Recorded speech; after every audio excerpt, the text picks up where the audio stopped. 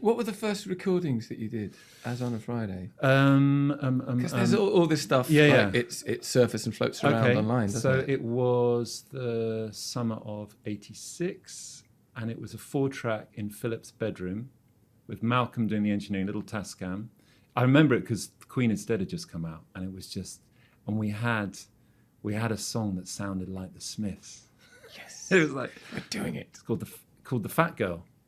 It was a really, really lovely lyric that Tom wrote. It was all about the empathy for the fat girl, you know, and I think we did 4 or 5 tracks, and that was the first. They were the first 4 tracks in Philip's bedroom. Really hot, roasting like June weekend, and they were the first ones. Without sounding too over romantic, but did you fall in love with that idea of like, we have created something and now you can hear this again? We have always a bit more fancy free at that point. It was a bit more fancy free. It was part of the mission, you know, in terms of not the band. We were, you know, It's fine. Yeah, it was part of. I personally, and I think we all did, and whether some of us realised it or not, when we started playing together, and you can only say this in hindsight because of your experiences in life and how you get on. When we started, I had such a strong sense of like, this is it.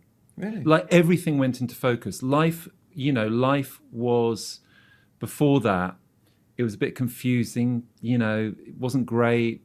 It was, you know, like a lot of kids then, it was a bit crap, you know.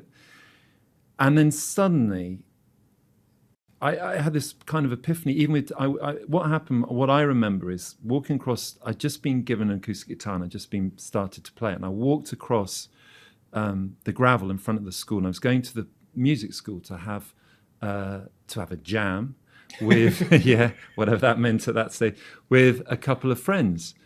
And Tom comes out and goes, "Where are you going?" I said, "Oh, I'm just off to the music school." He said, "Do you mind if I come along?" And I went, "No, of course not." And I remember it kind of like this kind of, this is, like I felt something very, very strong. That's great. Like some kind of epiphany, almost like this is it.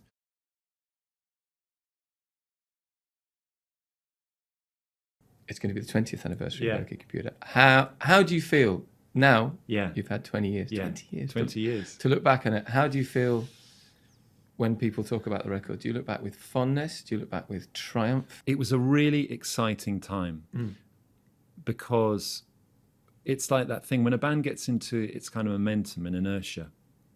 It's almost like whatever you put into it, it sort of comes out okay. And I remember that we rehearsed. So we were so happy because the Bends seemed to have legs on it, and we did 5 tours of America alone on the Bends. You know, and so even when we were making OK Computer, we'd started recording it, we went back and did another tour. Wow. You know, in fact, we opened up for, so we went in to do some rehearsals. We did 2 months of just the 5 of us in our fruit farm in Oxfordshire, just doing it. And it was just a, you know, there were gnarly moments, but also I remember it with great. It was just a time of real flourishing and expansiveness, and people listen. We were listening to different music. Like I was listening to Pet Sounds and What's Going On, and there was Bitches Brew. So sonically, we were getting really influenced by a lot of rich, beautiful sounds, if you like. Yeah. So there was that going on. Then we go and do another tour, club tour of America. Then we came back. We did the initial recordings with Nigel, and that's when, you know, the first track we recorded was No Surprises in our fruit farm we bought some equipment. We decided we were going to buy equipment because we didn't want to go back into recording studio. We wanted to try and do it mobile and a new kind of environment, see how we responded to that. Then we went out. We did some initial recordings and did a load of stuff, and then we went out and opened up for, not a lot of people know this, Alanis Morissette in America. So she's playing, and this is a really important part of the record.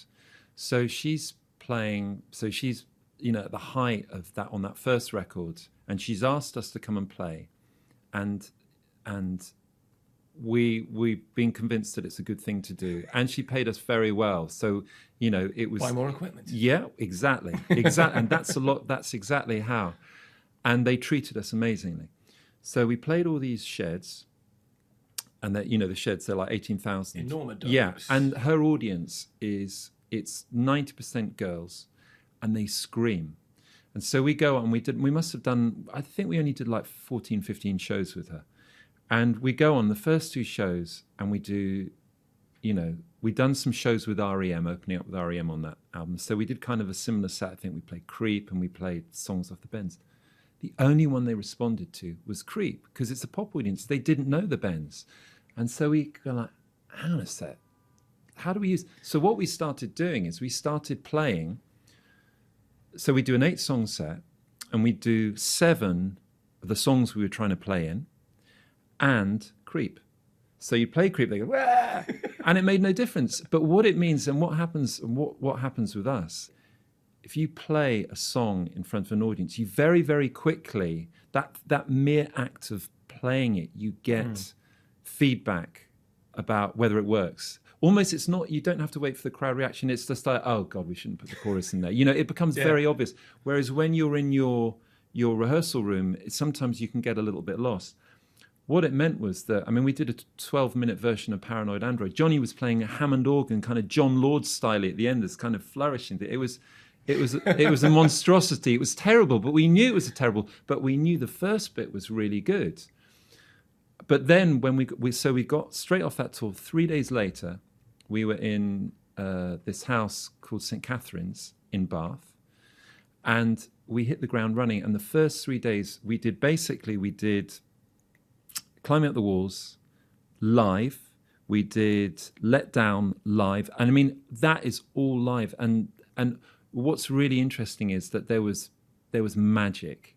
That thing when, and I get a bit of a spine tingle now talking about it, is that thing where we were set up in the ballroom, this wooden ballroom, and there were only 7 of us there in this house in total. There was us 5.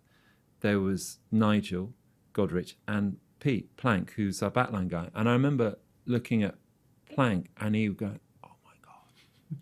And we were like, it felt really good. Something's happening. Yeah, it was really powerful. So I remember the magic. Obviously, there were tricky times, as there always are in records, and a lot of that was played live. It was us in a room, and that was probably, I won't say the last time we did it on such a large scale, most of the songs, but that was the last time. We did it in Rainbows a bit, but that was really, in terms of full takes, a lot of that record of full takes with obviously bits embellished, but the real 95% of the song is us playing in a room.